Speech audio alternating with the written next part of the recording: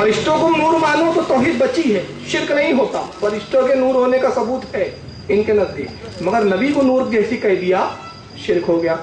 ابھی آپ کہیں گے کہ بھائی فرشتے سے مراد یہاں ہو سکتا ہے کہ گناہ نہیں کرتے تھے، وہ بھی نہیں ہے، کیونکہ آگے میں اور کچھ چیزیں دکھاؤں گا۔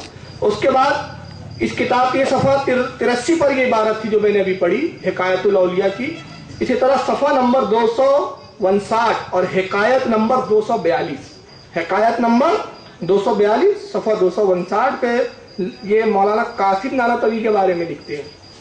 مولانا قاسم نانوتوی کو جنہوں نے دارالعلوم دیوبند کو بنایا بقول ان کے، جو بانی ہے دارالعلوم دیوبند کے، مولانا قاسم نانوتوی، ان کے بارے میں لکھتے ہیں۔ مولانا اشرف علی روایت کر رہے ہیں کہ مولوی نظام الدین صاحب مغربی حیدرآبادی مرحوم نے جو مولانا رفیع الدین صاحب سے بیعت تھے اور صالحین میں سے تھے، نیک تھے، سچے تھے، لفنٹو نہیں تھے، جھوٹے نہیں تھے، بکار نہیں تھے، صالحین تھے، نیک بزرگ تھے، کہتے حقیر سے فرمایا، جبکہ حقیر حیدرآباد میں تھا، فرمایا کہ مولانا رفیع الدین صاحب فرماتے تھے کہ 25 برس میں حضرت مولانا نانوتوی کی خدمت میں حاضر رہا۔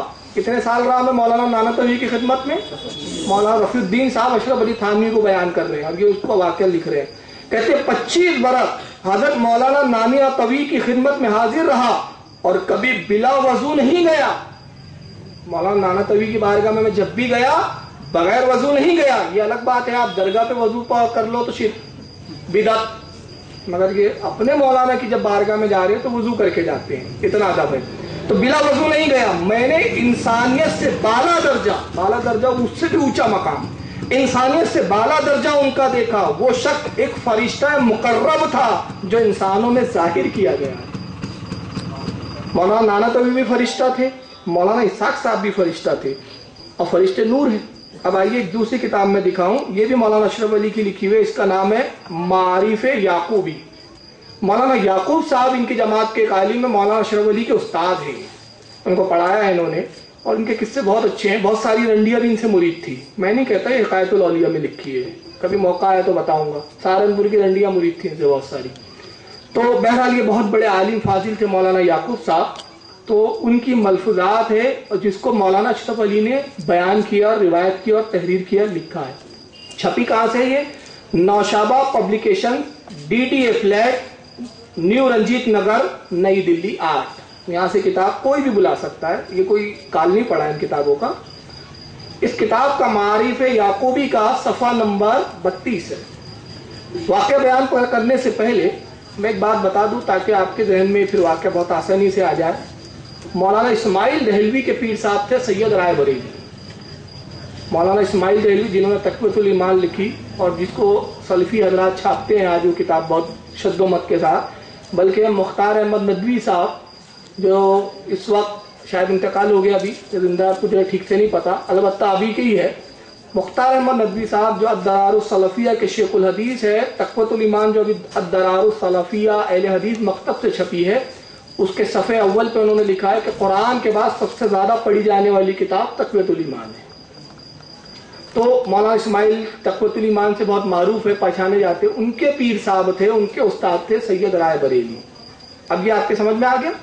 انہی سید رائے بریلی کے بارے میں مولانا یعقوب کی ایک حکایت، ایک قصہ مولانا اشرف علی نقل کر رہے ہیں۔ کہتے ہیں کہ فرمایا حضرت مولانا محمد یعقوب صاحب رحمت اللہ علیہ نے فرمایا کرتے تھے کہ نانوتوی میں جب ایک شخص مسجد میں آتے تو آتے ہی مسجد منور ہو جاتی تھی۔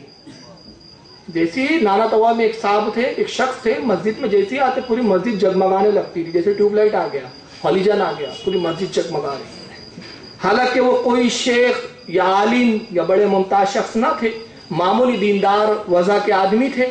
مولانا نے اس نورانیت کا سبب دریافت کیا، پوچھا کہ یہ نور کہاں سے آ جاتا ہے یار، جیسے آپ مسجد میں انٹر ہوتے تو سب نور ہی نور، جگمگ جگمگ جگمگ، یہ نور کا سبب کیا ہے؟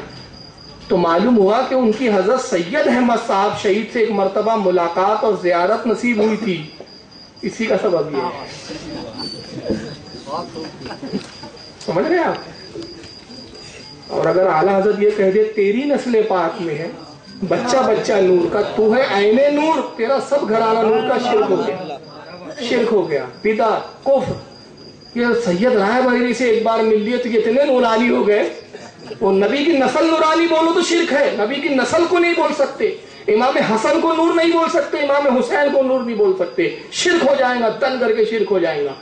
मगर जो सैयद अहमद राय बरेली से एक बार मिल लेता है वो ट्यूबलाइट बन जाता है, हॉलीजन बन जाता है, मस्जिद में आता है तो मस्जिद जगमगाने लगती है। अब उसके बाद मौलाना अशरफ अली क्या लिखते हैं, देखिए दुनियादार शख्स को एक बार सैयद साहब की ज़ियारत करने से अल्लाह ताला ने ये बुजुर्गी अता फरमाई। तो जो एक बार जिसने ज़ियारत की वो ट्यूबलाइट बन गया, जो बार बार जाता होगा वो हॉलीजन बन जाता होगा, और जो पूरी जिंदगी में रहा वो तो सूरज ही बन गया होगा। मतलब तो यही हुआ ना इस इबारत का। अच्छा यही नहीं, आइए एक और किताब में दिखाऊं, जैसे कि आज तो हदीस से नहीं चल रही है, माजरत से अर्ज करूं, क्योंकि मैं इब्तिदा में अर्ज कर चुका हूं कि आज इन्हीं के घर का आईना दिखाना है। जो लोग हदीसें नहीं मानते फिर उनको इन्हीं की किताब से मनवाना पड़ता है। यह है तस्किरतुल खलील, मौलाना खलील अहमद अम्बेठवी साहब की जिंदगी के हालात लिखे हुए। मौलाना खलील अहमद अम्बेठवी दारुल उलूम देवबंद के शेखुल हदीस उस्ताद, अपने वक्त के बहुत बड़े अल्लामा मौलाना, बहुत बड़े आलिम थे। इनके नजदीक इन पर भी आला हज़रत ने हुक्म लगाया था। तो इनके बारे में जिन हजरत साहब ने किताब लिखी है उनके हालात, उन्हीं के शागिर्द हजरत मौलाना अलहाज मोहम्मद आशिक इलाही साहब मिरिठी साहब ने इनकी जिंदगी के बारे में लिखा है। किनके बारे में? मौलाना खलील अहमद अम्बेठी। मौलाना खलील अहमद अम्बेठी साहब शागिर्द थे मौलाना रशीद अहमद गंगोही के, और उस्ताद थे हकीमुल उम्मत मौलाना अशरफ अली थानवी साहब के। समझ में आ रहा है आपके? किसके शागिर्द थे? मौलाना रशीद अहमद गंगोही। गंगोहा जो यूपी का शहर है वहां के रहने वाले थे मौलाना रशीद अहमद गंगोही। उनके शागिर्द थे मौलाना खलील अहमद और मौलाना अशरफ अली के उस्ताद थे। उनकी जिंदगी के हालात छपे हैं। ये किताब छपी है मकतबा अशैख महल्ला मुफ्ती सहारनपुर यूपी से, इन्हीं का इदारा है, वहां से छपी है। उसका सफा नंबर इस किताब का 339 है। सफा नंबर 339 पर कहते हैं कि हकीर से मुराद मुसन्निफ मौलाना आशिक इलाही साहब कहते हैं। हकीर मोहिउद्दीन साहब के पास, जो हाजी साहब के खास खुलफा में से थे और साहिब कश्फ मशहूर थे, बैठा हुआ था। मौलाना उस वक्त दुरूद शरीफ की किताब खोले हुए अपना विर्द पढ़ रहे थे कि दफतन मेरी तरफ मुखातिब होकर फरमाने लगे, इस वक्त हरम में कौन आ गया कि दफतन सारा हरम में अनवार से भर गया। हरम में बैठे हुए थे कौन? मौलाना मोहिउद्दीन साहब। कौन थे ये? मौलाना हाजी इमदादुल्लाह साहब के खलीफा थे, और हाजी इमदादुल्लाह साहब पीर थे जिनसे मौलाना रशीद अहमद गंगोही, अशरफ अली थानवी, खलील अहमद अम्बेठी, तीनों के तीनों उन्हीं से मुरीद थे, ये भी मुरीद थे। तो ये हरम में बैठे थे दरूद पढ़ते हुए, तो कहते कि हरम में कौन आ गया कि सारा हरम जगमगाने लगा। खाने काबा से नहीं जगमगा रहा था, किसी के आने से जगमाया। वो कौन आए थे तो आगे सुन लीजिए। कहते हैं कि दफतन मेरी तरफ मुखातिब होकर फरमाने लगे कि इस वक्त हरम में कौन आ गया कि दफतन सारा हरम अनवार से भर गया। मैं खामोश रहा। इतने में हजरत तवाफ से फारिग होकर, हजरत मतलब खलील अहमद अम्बेठी साहब तवाफ से फारिग होकर बाबुस सफा की तरफ सही के लिए चले, तो मौलाना मोहिउद्दीन साहब के पास को आए। वही जगह मौलाना की नशिश थी। मौलाना खड़े हो गए और हंसकर फरमाया, मैं भी तो कहूं कि आज हरम में कौन आ गया, रोशनी कहां से आ गई? अच्छा आप आए इसलिए रोशन हो गया सब हरम। ये कहकर मुसाफा और मानका किया। मानका कहते हैं गले मिलने को, गले मिले, और हजरत सही के लिए आगे बढ़ गए। मानका किया, मुसाफा किया, फिर मौलाना खलील अहमद आगे बढ़ गए। सही ये कहते हैं किसको? वो जो सफा मरवा के लिए दौड़ते हैं, हजरत हाजरा की सुन्नत के लिए, उसको सही कहते हैं। वो उधर चले गए। कहते हैं कि मौलाना मोहिउद्दीन साहब अपनी जगह बैठ गए, और फिर मुझसे फरमाया, मौलाना आशिक इलाही से फरमाया, मियां जफर, मौलाना खलील अहमद साहब तो नूर ही नूर है, उनमें नूर के सिवा कुछ नहीं। मौलाना खलील अहमद साहब क्या है? नूर ही नूर है, उनमें नूर के सिवा कुछ नहीं। बहरहाल तो ये इतने मैंने भी हवाले दिए। अब इस तरह के अगर हवाले जाता और दूं तो बहुत वक्त हो जाएगा। 11:15 हो गए हैं, तो आज के बयान को हम यही ख़त्म करते हैं, और सवाल जवाब की नशिश का आगाज़ होगा। जब तक आप सवालात बना लें, जो पूछना है। कुछ सवालात आए हुए हैं पहले से, कुछ नए सवालात आएंगे। तो अर्ज़ ये करना चाहता हूँ कि आइंदा की मजलिसें उन हदीसों के एतराज़ों के जवाबात में होंगी जो नूर होने के ताल्लुक़ से जो एतराज़ात वारिद किए जाते हैं।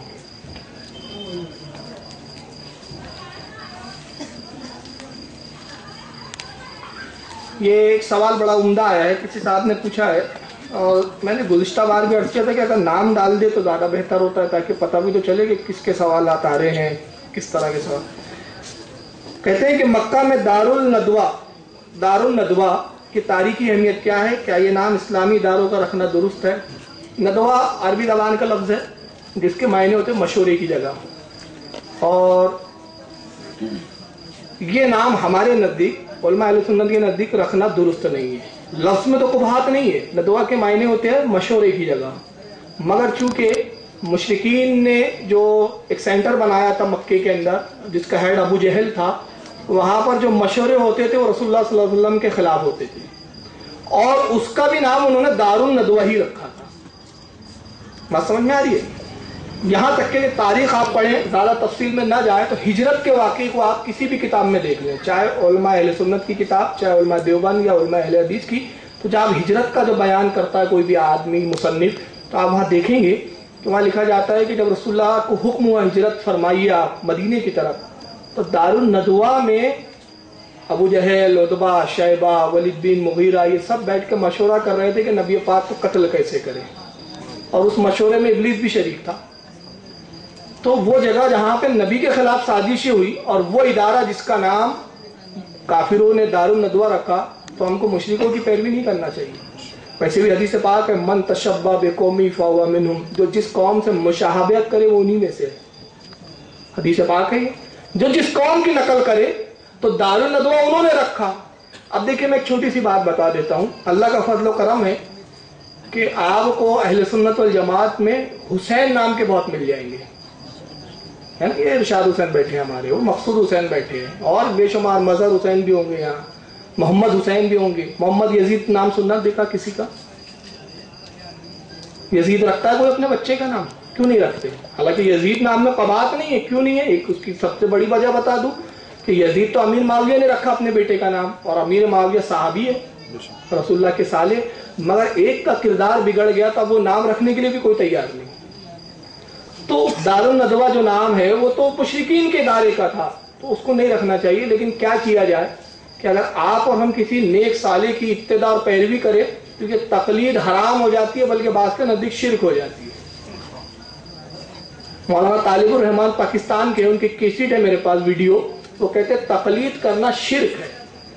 تقلید ہم کس کی کرتے ہیں؟ امام اعظم کی، امام مالک کی، امام شافعی کی. ان کی تقلید کرنا شرک ہے، مگر مشرکوں کی تقلید میں دارالعلوم ندوۃ العلماء لکھنؤ کا بنانا عین توحید ہے. عجیب ٹریجڈی ہے. تو ہمارے نزدیک تو بہرحال جائز نہیں ہے، واللہ تعالی عالم ثم رسول عالم. یہ ایک سوال آیا کہ حضرت شمس تبریز رحمۃ اللہ علیہ نے اپنی کھال کیوں کھچوائی تھی، اس کی تاریخی وجہ کیا ہے؟ اس کے بارے میں میں صرف اتنا کر دوں کہ اس واقعے کی سند صحیح نہیں ہے. کوئی روایت یہ موضوع ہے، یہ قصہ گوؤں نے بیان کر دیے کہ شمس تبریز کی کھال کھینچی گئی تھی اور ان کو سولی پہ چڑھا دیا گیا تھا. اس طرح کا تاریخ میں کوئی واقعہ ہے ہی نہیں، بلکہ شمس تبریز رحمۃ اللہ تعالیٰ علیہ اپنے وقت کے بہت جلیل و قدر ولی و بزرگ تھے، اور گزشتہ بیان میں ان کا ذکر آیا تھا کہ مولانا روم کے پیر و مرشد اور استاد بھی تھے، انہیں سے مولانا روم بیعت ہوئے تھے. تو یہ کھال کھچوانے کا جو واقعہ ہے، ہمارے علماء کرام، محتاط علماء کرام فرماتے کہ اس کی کوئی اصل نہیں ہے. اور ویسے بھی انسان کی کھال اللہ تعالیٰ نے اس طرز پہ بنائی ہے کہ اس کو ادھیڑا نہیں جا سکتا. جس طرح جانور کی کھال آسانی سے نکال لی جاتی ہے، انسان کی کھال نہیں نکال دی جا سکتی. اس واقعے کی کوئی اصل نہیں ہے، واللہ تعالی علم ثم رسول علم. یہ سوال ہے کہ آج کل لوگ مسجدوں میں موبائل سائلنٹ یا وائبریٹ پر رکھتے ہیں. سوال یہ ہے کہ یہ آلہ موسیقی بھی ہے، اسے نماز کی حالت میں اپنے پاس رکھنا کہاں تک درست ہے؟ تو اس کا حکم بے عینی ایسی ہی ہے جیسے ایک ٹیپ ریکارڈ. ٹیپ ریکارڈ رکھنے کے بارے میں تو اب تک کسی عالم کا فتویٰ نظر سے نہیں گزرا. ایک اعلیٰ حضرت کی کتاب ہے مستقل جو ریکارڈ کے اوپر اعلیٰ حضرت نے لکھی ہے. جس وقت ریکارڈ آیا تھا دو مسئلے اعلیٰ حضرت کے سامنے آئے تھے. ایک یہ کہ وہ دیکھا ہوا پرانے زمانے میں جو ریکارڈ وہ گول گول گھومتا تھا پلے، تو وہ ریکارڈ ہوتا تھا. تو دو مسئلے آئے تھے. پہلا مسئلہ یہ پوچھا گیا اعلیٰ حضرت سے کہ اس کی آواز سننا کیسا ہے، اور اگر اس سے قرآن سنے تو کیا حکم ہے؟ مثلا آیت سجدہ سنی تو سجدہ تلاوت واجب ہوں گا یا نہ ہوں گا، یہ ایک سوال. اور دوسرا کہ جو ریکارڈ بنتا تھا اس میں اسپرٹ کا استعمال ہوتا تھا.